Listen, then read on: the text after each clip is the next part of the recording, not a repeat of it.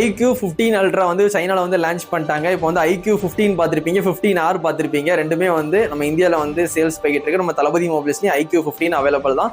இப்போ iQOO 15 Ultra first time வந்து ultra ஃபோனை வந்து iQOO கொண்டு வந்திருக்காங்க. iQOO, OnePlus ரெண்டு ஃபோனுமே வந்து கேமிங் ஃபோன் தான் சரிங்களா. ஆனால் OnePlusல நான் அல்ட்ரா கொண்டு வரல. ஆனால் விவோல, ஓப்போல அல்ட்ரா இருக்கு, சாம்சங்லேயும் அல்ட்ரா இருக்கு சரிங்களா, ஷவுமிலையும் அல்ட்ரா இருக்கு. அப்படி பார்க்கும்போது iQOO வந்து ஃபர்ஸ்ட் டைம் வந்து அல்ட்ரா கொண்டு வந்திருக்காங்க இந்த வருஷம் தான். ஆனால் சைனால வந்து லான்ச் பண்ணிட்டாங்க. ஸ்பெக்கு சொல்கிறேன் கேளுங்க. இந்த ஃபோனை பொறுத்த வரைக்கும் உங்களுக்கு சைஸ்ன்னு பார்க்கும்போது 6.85 இன்ச்சஸ் வந்து உங்களுக்கு டிஸ்பிளே சைஸ் வந்து பெருசாகவே கொடுத்துருக்காங்க.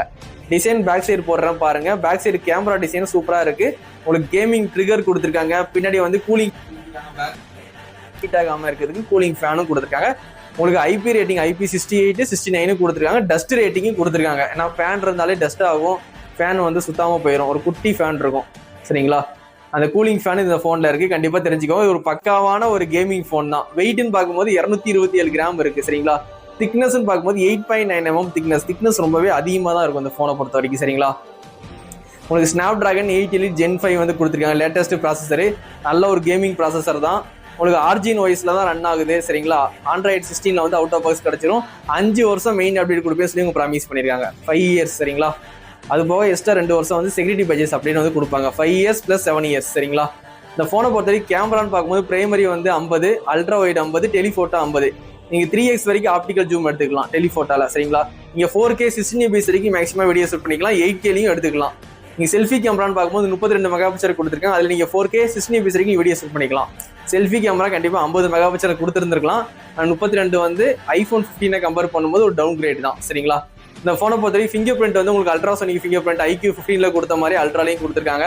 ஒய்ஃபை வந்து 6 இருக்கு, 7 இருக்கு. ப்ளூடூத் வந்து 5.4 லேட்டஸ்ட் கொடுத்துருக்காங்க. லேட்டஸ்ட்னு பார்க்கும்போது ப்ளூடூத்ல 6 தான், ஆனால் 5.4ம் லேட்டஸ்ட் தான் சரிங்களா.